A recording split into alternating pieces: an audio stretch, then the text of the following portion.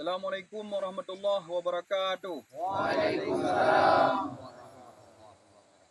Kamu tuhnan bangsa Aceh. Bauronyo leken di apa? Betalo Israel menang Iran. A'udzu billahi minasyaitonir rajim. Bismillahirrahmanirrahim. Ya ayyuhalladzina amanu sabiru wasabiru warabitu wattaqullaha la'allakum tuflihun.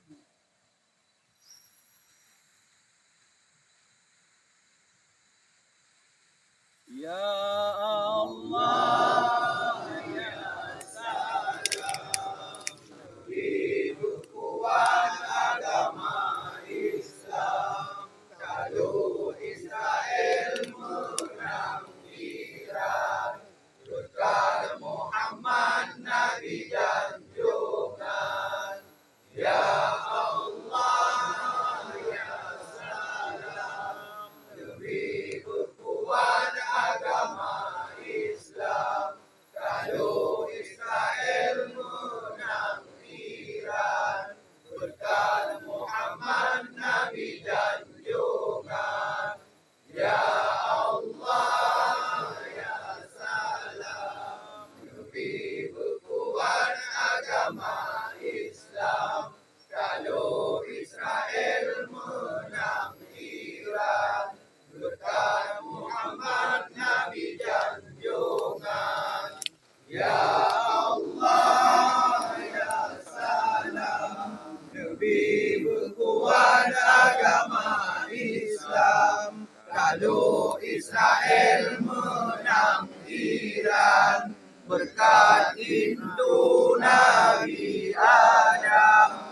Ya Allah, ya salam, lebih berkuat agama Islam. Kalau Israel menang Iran, berkat itu Nabi Adam.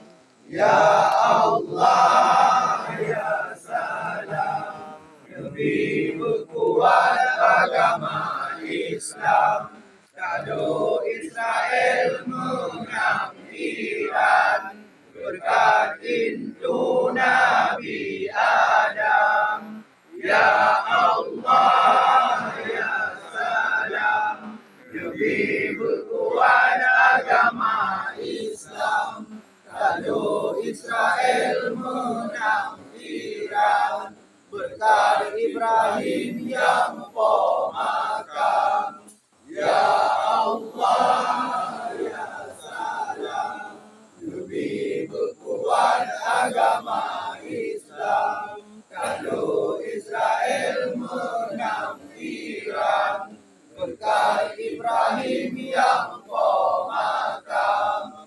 Ya Allah, ya salam, lebih berkuat agama